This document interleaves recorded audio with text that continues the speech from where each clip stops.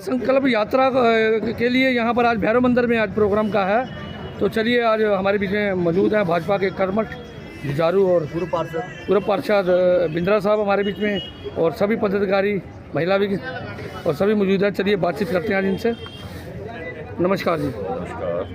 आज का विषय क्या है? आज का प्रोग्राम आज का विषय लगातार चल रही संकल्प यात्रा के तहत आज भैरव मंदिर में उसके पहुंच रही है। और यहाँ जो जन समस्याएं हैं जैसे फैमिली आईडी, राशन कार्ड संबंधी, पेंशन, आयुष्मान कार्ड, उज्ज्वल योजना और मेडिकल कैंप वगैरह लगे हैं, कोई और जानकारियां जो हैं वो सारी जो मोदी की गारंटी से संबंधित जो भी जानकारियां हैं या हरियाणा सरकार की जो भी उपलब्धियां हैं या आगे जो जानकारी देनी है उसके ऊपर विचार विमर्श करके बाकी जनता को इसका सहयोग दिया जाएगा।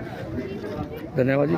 तो सर ये कितने प्रोग्राम रखे गए आज? कहाँ कहाँ का दौरा है आज गृह मंत्री? ये एक प्रोग्राम सुबह हुआ था रामबाग कम्युनिटी सेंटर में, और दूसरा प्रोग्राम यहाँ भैरव धर्मशाला के अंदर हो रहा है।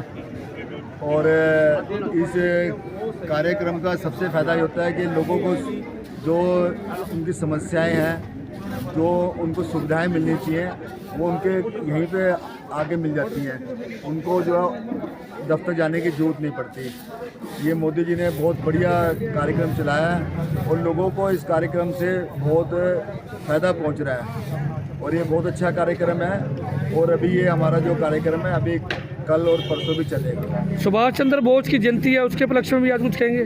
हाँ, सुभाष चंद्र बोस की आज 124वीं जयंती मनाई गई है और वो सुभाष पार्क के अंदर मनाई थी। हमारे गृह मंत्री जी के नेतृत्व के अंदर भाजपा कार्यकर्ता काफ़ी संख्या में वहाँ उपस्थित हुए थे। और सुभाष चंद्र बोस जी की जयंती पर हमें कार्यकर्ताओं को यही संदेश मिलता है कि हमें अपने देश से प्रेम होना चाहिए। और जिस प्रकार उन्होंने अपने देश के अंदर सबसे पहले आज़ाद भारत का झंडा लहराया था, उससे देशवासियों के अंदर बहुत ही ऊर्जा उत्पन्न हुई थी। नमस्कार मैडम जी। नमस्कार। आज भैरव मंदिर के अंदर जो प्रोग्राम का आयोजन किया गया है, गृह मंत्री पहुंचने वाले हैं यहाँ, हाँ, उसके विषय में क्या कहेंगे? भैरव मंदिर में आज यह प्रोग्राम का जो आयोजन किया जा रहा है, आज लोगों को सिर्फ मोदी की गारंटी पर विश्वास है।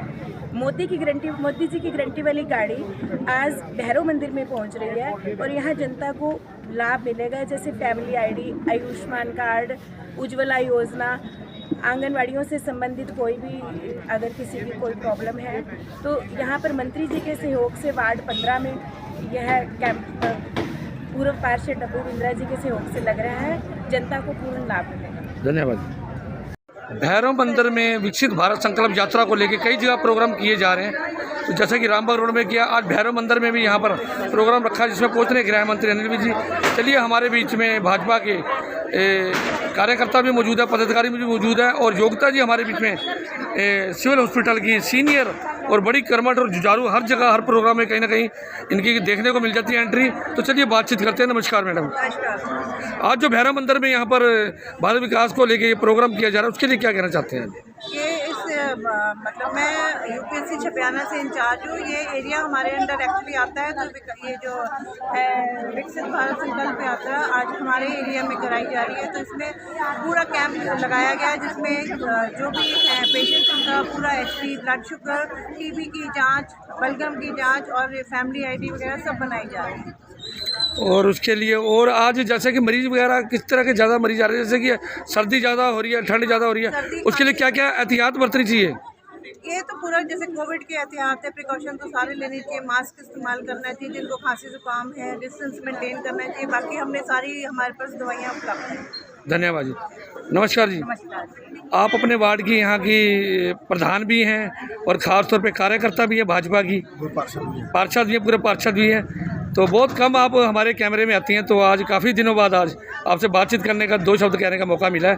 तो आज के इस मौके पे 2 शब्द कहेंगे, ज़्यादा नहीं, क्या कहना चाहते हैं आप? आज सुभाष चंद्र बोस जी की जयंती है 124वीं, इस पे सारे वार्ड वासियों को बहुत बहुत बधाई, शुभकामनाएं। धन्यवाद। ये सर वीडियो बना रहे हैं, ये नंबर बुलाना छोड़ देंगे इसमें। ईओ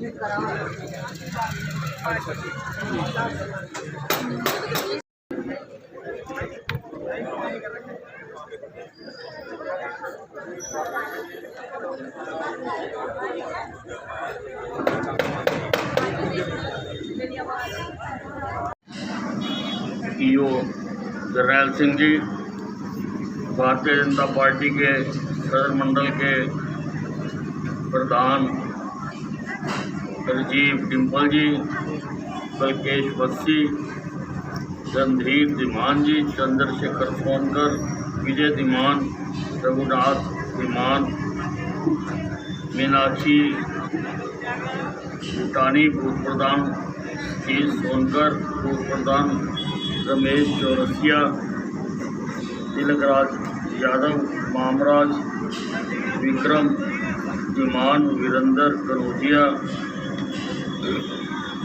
सोनाराम सोनू, अनिल बैल, शम्मी चौहान, आजाद, पूर्व प्रधान प्रभु दयाल जी थोड़े से बीमार हैं आजकल। उपस्थित देवियों और सज्जनों, आज मोदी जी की विकसित भारत संकल्प यात्रा आपके क्षेत्र में आई है। मोदी जी इस देश को विकसित राष्ट्र बनाना चाहते हैं। वो चाहते हैं कि लोगों की सारी समस्याओं का 2047 में जब देश आज़ादी की 100वीं वर्षगांठ मना रहा होगा,